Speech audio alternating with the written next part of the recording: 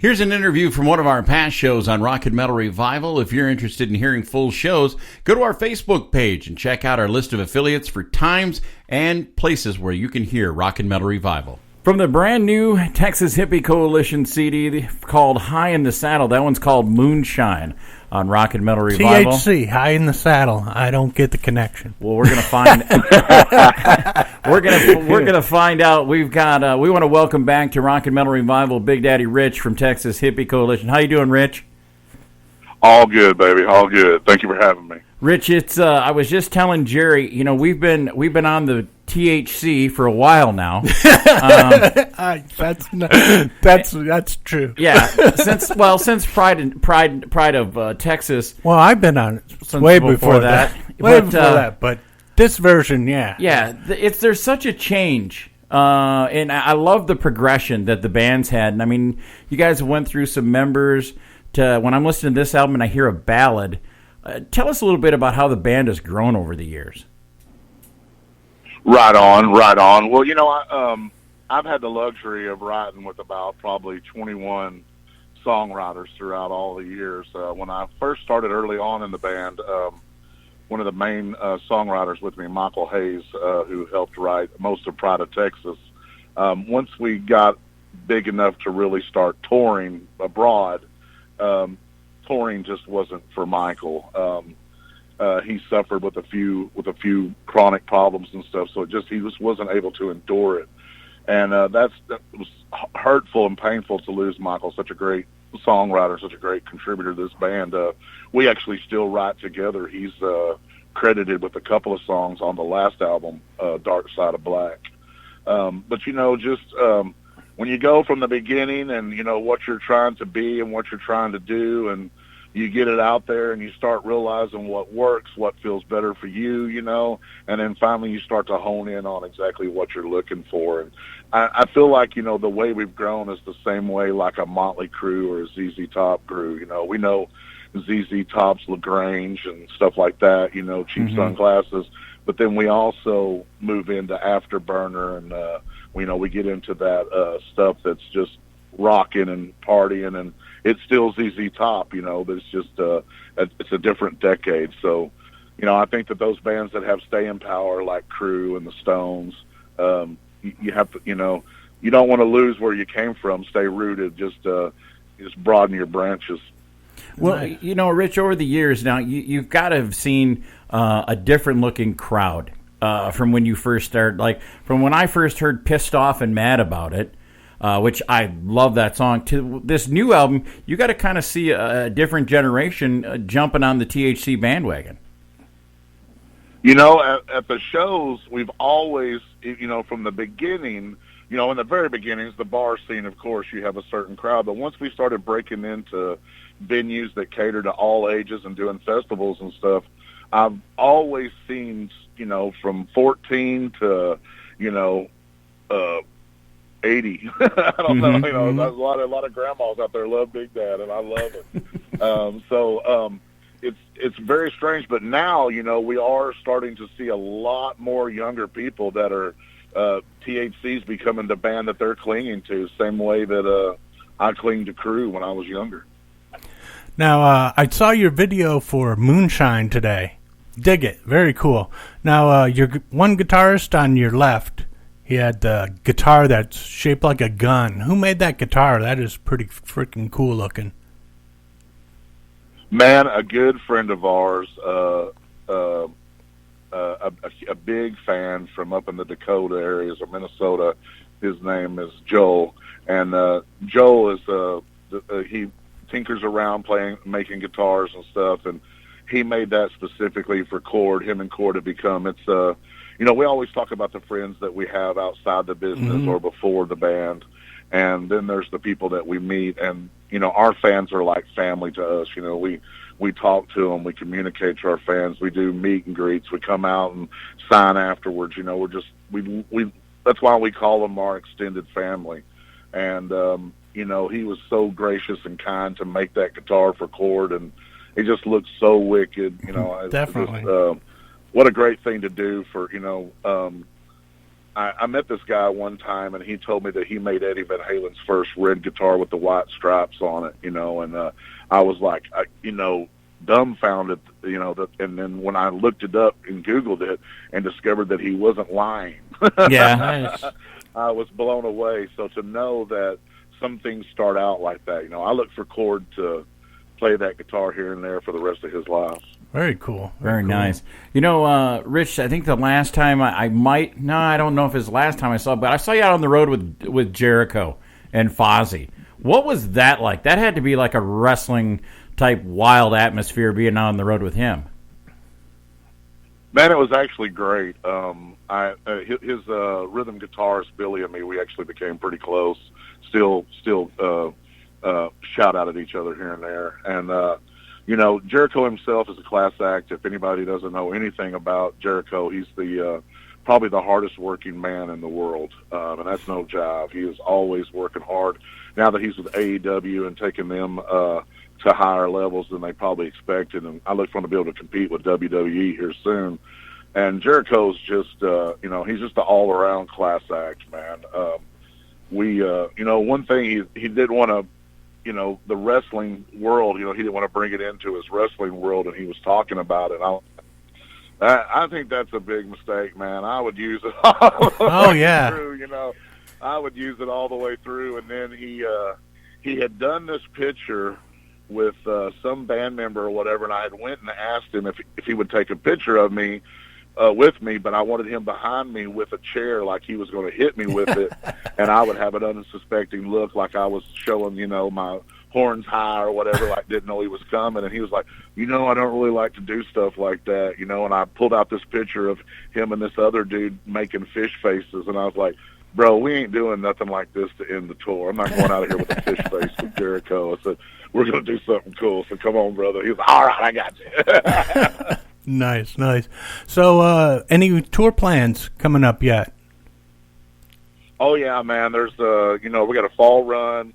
We got to tend to a lot of places we didn't tend to on this last run. The lower south side, you know, we're going to get into Florida, South Carolina, or both Carolinas probably, a little bit of Virginia, sneak up into Pennsylvania probably, and we got to hit these Tennessee, Kentucky, Bama, and take care of all them places we didn't hit. And I know we got a little bit of other stuff going on in Middle America, but, you know, we hit the West Coast hard and the East Coast real hard the spring run, so we want to knock out some of this stuff and have some fun. And we're getting ready. We're going to step out of the States here first of next year, step up into Canada for a couple of weeks, and there's already talks of a European tour supporting this album, being that this is our first worldwide release.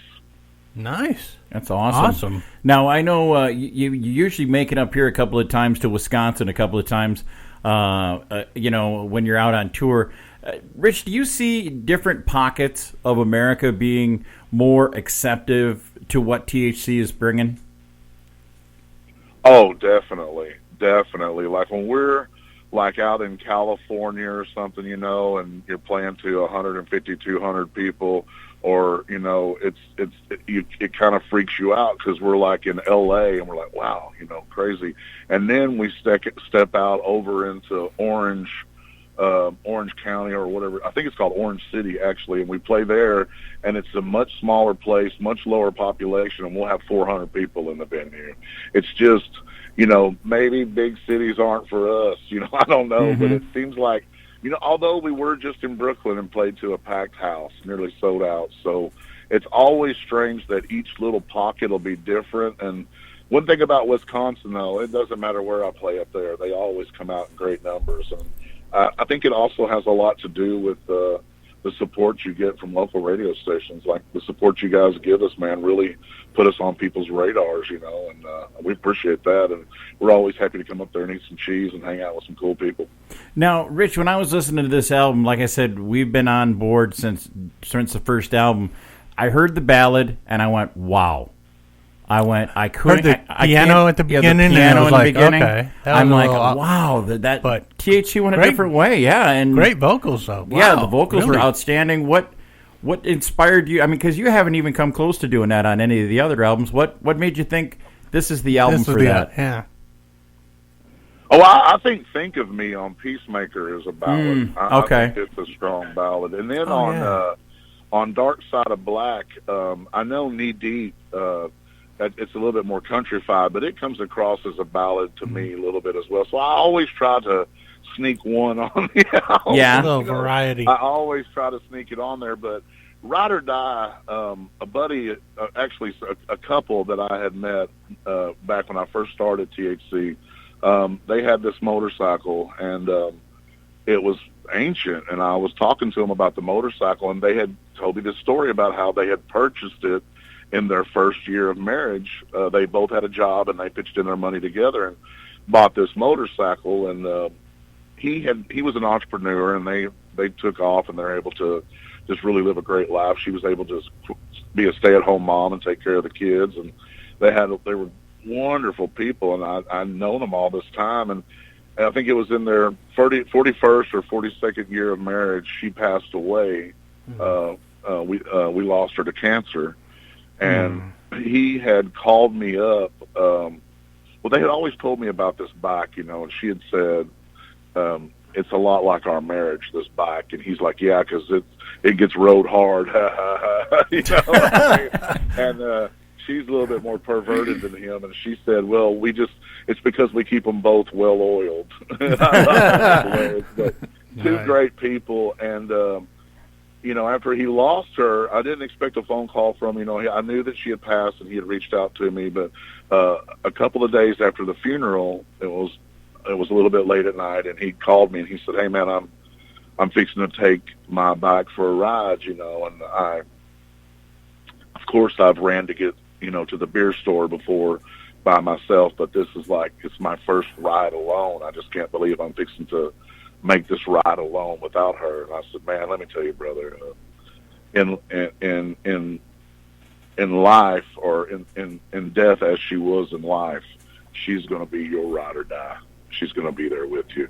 Just go on the ride and feel her arms wrapped around you, feel her love, and know that she's there with you. Awesome. And I know that he was devastated. It was hard for him to get through it. I was, my voice was breaking up. I was about to tear. And when I got off the phone, that song's the only way I could express it. I just had to go write a song. That's awesome. Now, listening to the album, do you think there's any tracks that could have used some cowbell? I think every track could have used a little cowbell. I'm thinking, and I'm pro cowbell. I'm all for it. I always, if I was a wrestler, I was going to wear a cowbell around my neck when I entered the ring. Nice. If I could have been the Red Bull, man, I could have been killing it. Nice. Rich, we appreciate it every time you come on the show, and like I said, we're always big supporters of Texas Hippie Coalition and THC. And THC, yep. And so we're hey, THC still illegal in many states. I know. They just legalized it in Illinois, though. That's right across the border from us. I've seen that. That's pretty crazy, man. Yeah, we could. Yeah, that's going to be good for us. But we want to. Hopefully, we get you back up here in the fall. Yeah, so we can get you close to us, and we want to wish you all the success on the album. And we're going to play another song called "Why Aren't You Listening." You want to tell us a little bit about that one? Right on. And speaking of Wisconsin, I think we're up there in August, as a matter of fact. Ooh. I'm not exactly sure where, but I have a 1-week run, and I'm doing a biker rally for Firefighters of America. So it'll be a lot of cool. It'll be cool. I'll try to get up that way and shout at you guys. That'd be awesome. Yeah, Why Aren't You Listening? I wrote this song with Bob Marlette. It almost didn't make the album. It just barely squeezed out one other song, as we had a lot of songs written for this album. And the song for me, it's about people not, they're not having faith in something they can't see or touch, and there's so much noise being made by everyone out there that people are just listening to the noise and reacting, and they should just kick back and just listen. And I think that whenever you're able to listen, it helps people hear your voice better. And that's kind of what the song is about. It's just, it's time for some of you to let the noise go and just try to get right, because it's not always all about faith. Sometimes it can be about relationships, and it's time for people to start making better relationships with their family members, with their lovers, with their coworkers. I mean, Red, you and Jerry really need to work on getting along a little better. Yeah. I know. It's only been 13 years.